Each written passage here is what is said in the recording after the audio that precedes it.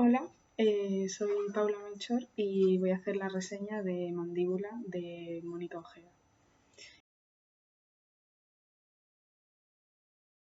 A modo de introducción diré que Mónica Ojeda nace en el año 1988 en Ecuador, aunque se traslada a España bastante joven y desarrolla casi toda su trayectoria literaria aquí, donde reside de hecho actualmente. Ha recibido diversos galardones y ha sido incluida, por ejemplo, en la publicación Bogotá 2017, donde se incluía a 39 autores de ficción latinoamericana menores de 40 años con grandes proyecciones en lo que se corresponde con la literatura actual. Si hablamos ya directamente de Mandíbula, podemos decir que se publica en 2018 en la editorial española Candaya y ya desde su primera recepción tiene unas críticas bastante buenas y una opinión muy favorable de los lectores y del sector cultural. Si entramos ya a analizar el esquema interno de la novela, podemos decir que su argumento gira en torno al terror y al suspense, ya que se trata de una historia donde una chica estudiante de un colegio del Opus Dei es raptada por su profesora. Pese a que este es el eje principal donde gira el resto de los elementos de la historia, poco a poco iremos desentrañando cuáles son los aspectos que acaban derivando en este acto tan brutal y cómo la escritora se nos presenta los elementos de la mano de los personajes para que vayamos entrando en la trama concreta y la explicación de la culminación horrorosa de la historia. Si entramos, por tanto, a analizar los personajes, vemos que esta historia se sustenta en dos ejes principales, que son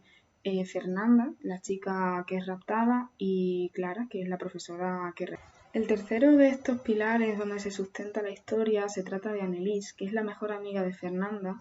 y un personaje muy complejo que iremos analizando, ya que se trata del gran mecanismo que sustenta y concatena los acontecimientos que se van sucediendo hasta concluir con el rapto de Fernanda y la brutalidad de la profesora hacia ella.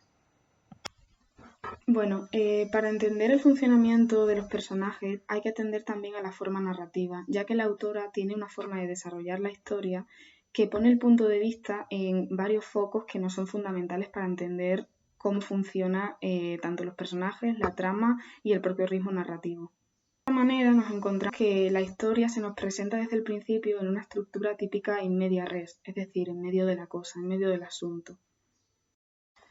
El asunto en cuestión en esta novela se trata del momento en el que Fernanda ya ha sido raptada por su profesora y se encuentra atada de pies y manos en la cabaña donde ésta la ha llevado. En el caso de Annelies vemos que toda esta violencia que tiene ella y que desarrolla a lo largo de la historia está motivada por la brutalidad que sufre a manos de su madre. En el caso de Clara vemos como ésta tiene una motivación desesperada por parecerse a la figura materna y de cómo la idealiza y asume su identidad tanto que acaba siendo un calco de ella. Un poco en relación a este tipo de maternidad y tipo de relación que tienen Clara y su madre, está el tema de la disolución de la identidad con respecto a la persona amada. Un tema que me interesa mucho porque es una forma de ver el amor muy especial y muy concreto, ya que se trata de despojarse de la identidad propia en el otro sujeto del que vemos y que queremos ansiarnos y vernos dentro de él. El caso de Clara con su madre, quien asume básicamente la identidad de esta, y es también el caso de la relación entre Annelies y Fernanda.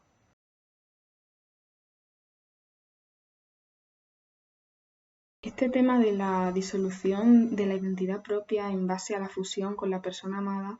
es un tema muy interesante que creo que aborda también los límites de la amistad y de la propia relación entre mujeres, que también puede verse en el libro de Andrea Abreu, Panza de burra. Trata la historia de dos niñas que están todo el día juntas, que son una parte de la vida de la otra con tanta fuerza que llegan incluso a odiarse y a querer destruirse para así ser una.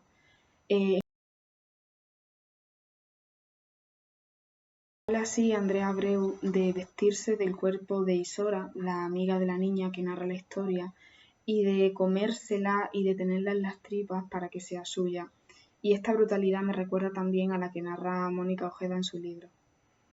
Un tema relacionado también con el miedo y con la propia maternidad es el del crecimiento femenino. De esta forma vemos que nuestras protagonistas son chicas preadolescentes que están en el proceso del paso entre la niñez y la adolescencia, y se enmarca este cambio en el miedo que da el propio cuerpo. Resulta curioso cómo se enmarca este tema, el del crecimiento, el del paso de la niñez a la vida adulta, desde el miedo que da el propio cuerpo y los cambios que se van produciendo en él.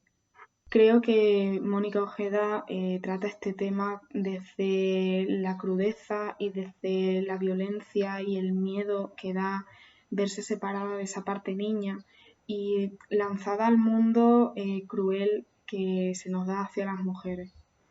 Este miedo que siente Clara, la profesora, hacia las alumnas y que sienten las propias alumnas hacia sí mismas está relacionado con toda la presión patriarcal que heredamos las mujeres y que se ve representada en la obra. De este modo, vemos que en el libro, por ejemplo, Anneliese cuenta cómo su madre, cuando va creciendo, le dice que cierre las piernas, que se comporte como una señorita, que los hombres no pueden notar que su cuerpo está cambiando y que ella se está haciendo mujer porque entonces la atacarán. Como último tema subyacente que encontramos en esta novela, podemos analizar el lesbianismo. Mónica Ojeda es una escritura de las cosas de las que no se habla, del miedo, de la violencia, del lado reverso y oscuro de la maternidad, de esta violencia de los afectos. El lesbianismo es otro tema que encontramos y es muy característico, y la manera en la que lo trata forma parte de esta oscuridad de la trama que se revela con muchísima fuerza. Me gusta mucho cómo Mónica Ojeda juega con los límites de la amistad, cómo nunca hace explícito este lesbianismo, pero sí representa la represión que sufren las protagonistas desde su propio yo, desde su propia persona, por un sistema y por una familia y por un colegio que les enseña que eso no es natural, que eso no puede ser y que nunca se debe dar. Las protagonistas asumen el lesbianismo como un pecado primitivo que cuando cometen, cuando se da entre ellas, lo asumen como un secreto y como una hermandad que las hace inseparables. De haber desarrollado los temas y el estilo en el que Mónica Ojeda subvierte y crea esta historia, la conclusión que saco es que la autora crea un universo de lectura oscuro, tremendo y subyacente en el que todos los elementos están puestos en la historia para que consigamos descifrar este sentido oculto que es el miedo y que se crea en una línea continua hasta que estalla en la violencia final hacia Fernanda. Es un libro aparentemente pausado, ya que su estilo es muy bonito, muy preciosista y, como dije antes, rozando lo poético, pero cargado de una violencia latente y un desarrollo del miedo que Mónica Ojeda lleva de manera bestial y con muchísima maestría.